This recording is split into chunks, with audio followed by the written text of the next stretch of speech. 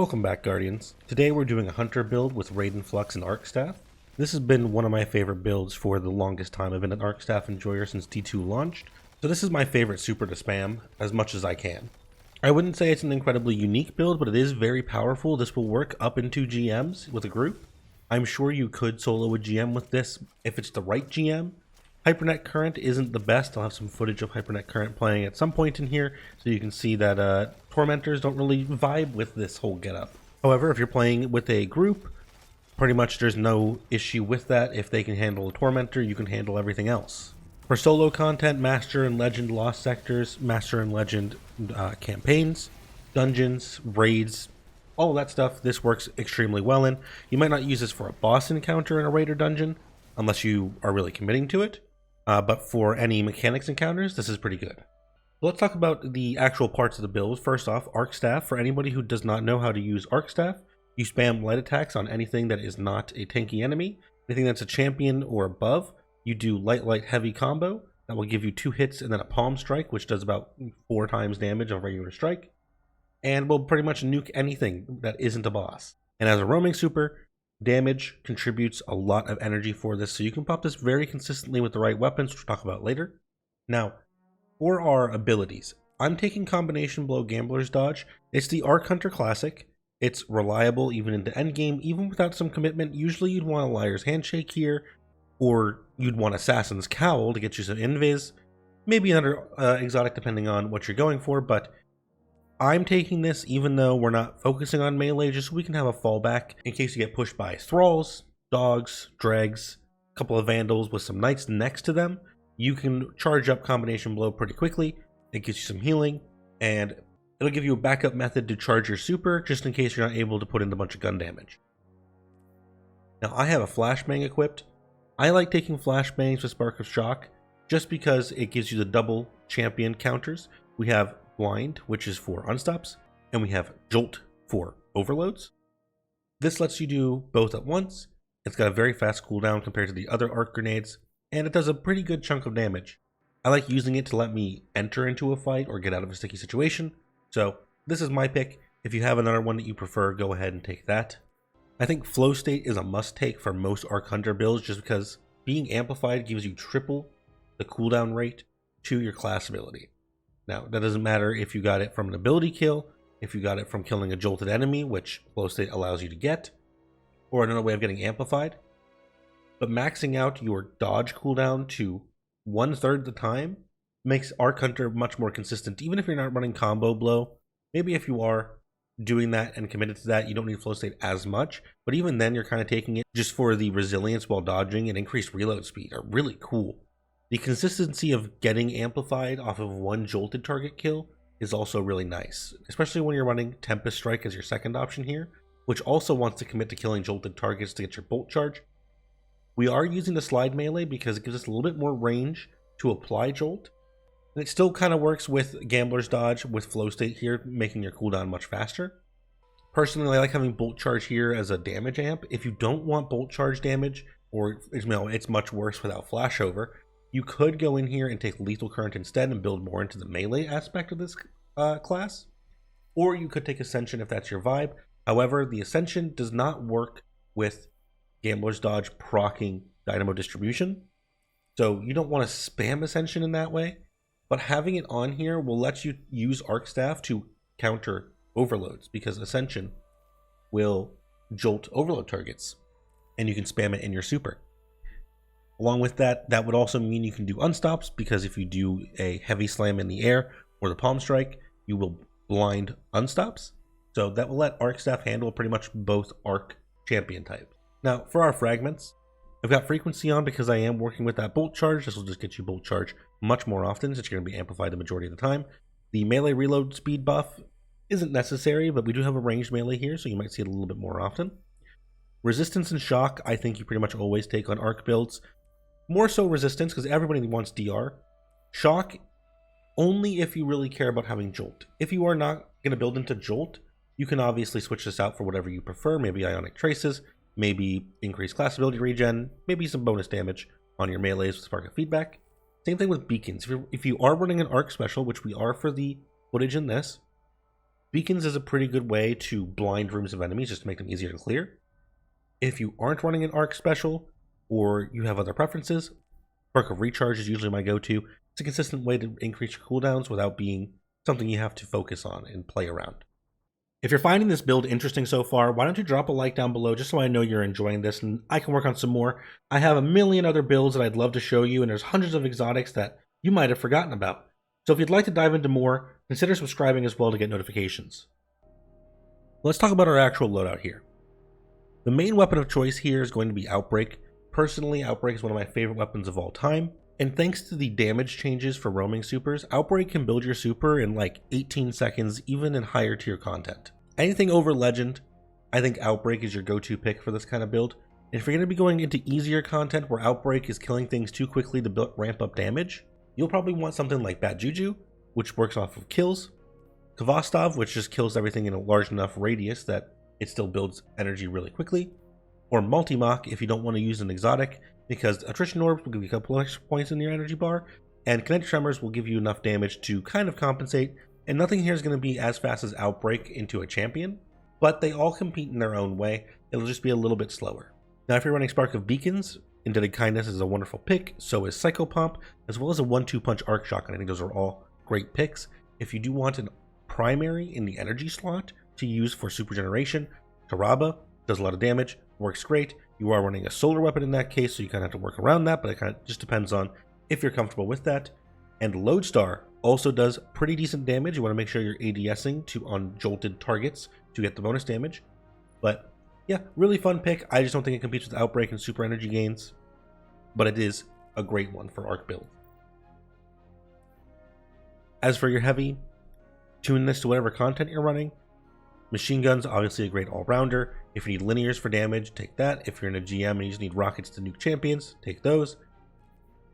I kind of am working around what the champion mods are for the content. So when we were doing this, this was a anti-barrier and overload master loss sector. So obviously we take those. And then weapons to complement that.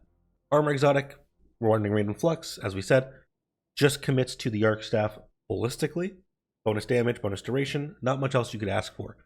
I wish there was a neutral game benefit to Raiden Flux, but there's not at this time. They just keep buffing the damage, which is, it doesn't need, but that's fine. That's what Bungie wants to do. I'll just pop it as often as possible, so it doesn't matter what a neutral game looks like. Stats-wise, right now in the current system, we're obviously maxing out Rezeal, and we're taking Discipline. Damage resist and more grenades is great. We're bypassing dodge cooldown, we're bypassing melee cooldown. Super cooldown doesn't matter. Recovery, maybe if you want it. I don't really care about recovery since we're taking recuperation. Let's talk about mods. Mods are probably the most important part of this build outside of Outbreak. If you are falling back into the melee combo, Triple Heavy-Handed is here to generate orbs once a second.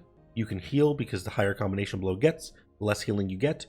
Recuperation will make up for that, giving you bonus healing on the mod, 70 HP, which will go up to 100 with this 30 from combination blow maxed out.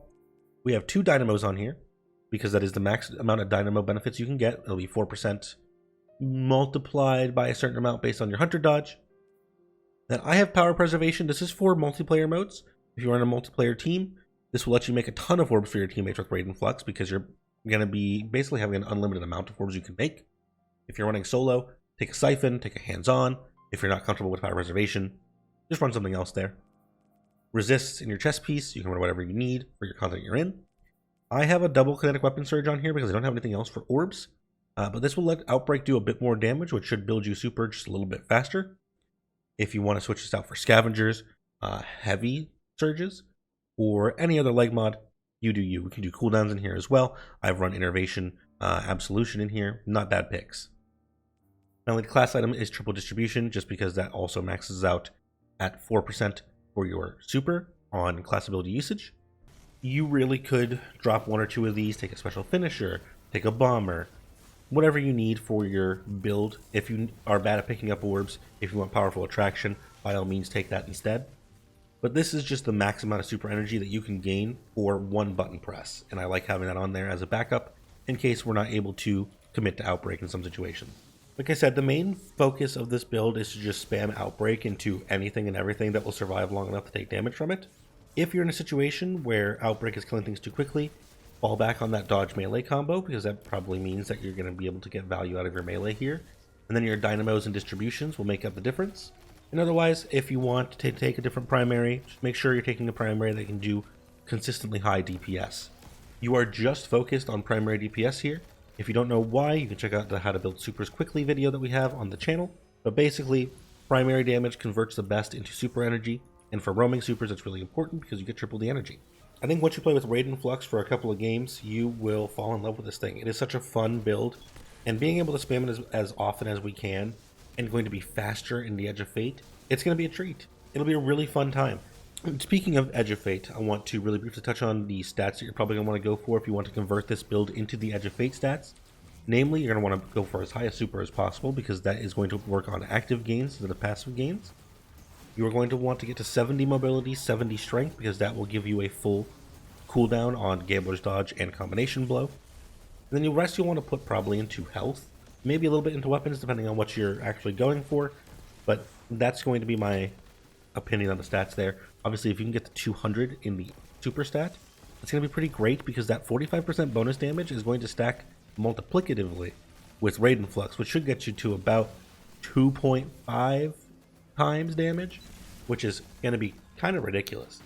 I think most supers will be with a 45% buff. But with the uptime that you're going to have on Raiden Flux in the future, why not commit to maxing out its damage as well? So go ahead, take this build, modify what you want, and then head out there and beat old ladies with a stick. We're going to switch over to some Master Lost Sector gameplay now, so you can see this build in action. We're going to be under light, so you can see what this looks like at a disadvantage.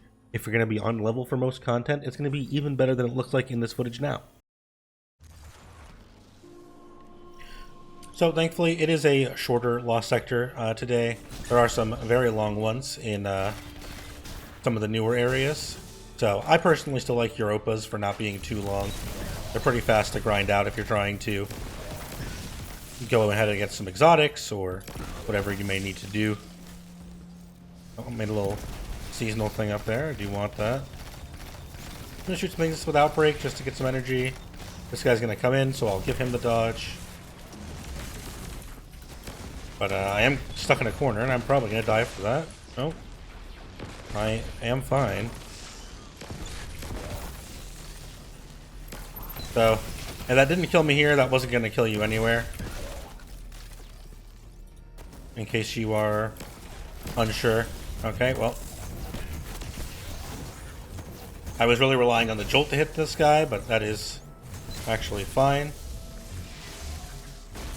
I did absolutely just kill that guy through the wall.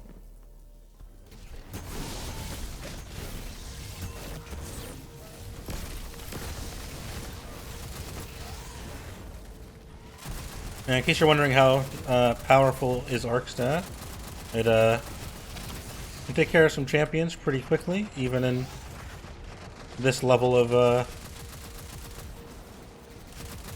difficulty. Being under light, hello. Now there are a couple of wyverns that I'm waiting to show up, but haven't yet. I didn't shoot that thing earlier. I do need the rep for that, so like I'm trying to actually get those.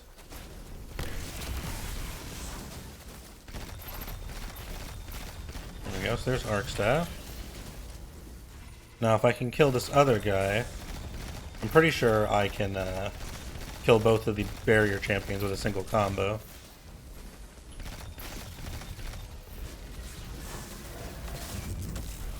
Get the energy here. A little bit more because I wasn't fully charged. There you go. So you can only imagine, you know, once we get to the new stat system, and this is a 45% buff on top of Raiden Flux, we're going to be kind of destroying all the enemies with Arc Staff. And I'm trying to get a punch kill here. Please excuse my poor decision there. That was probably not the move, but...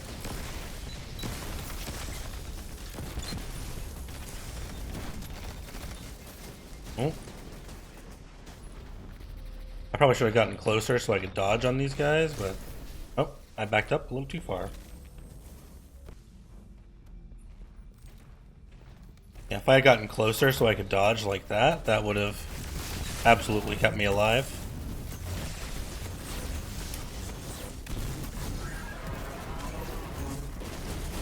There's one guy. Still have over half the super bar for that guy. And that's it. So when I say this build's like not great for solo GMing, it's mostly because if you back out at the wrong time, you don't get back in.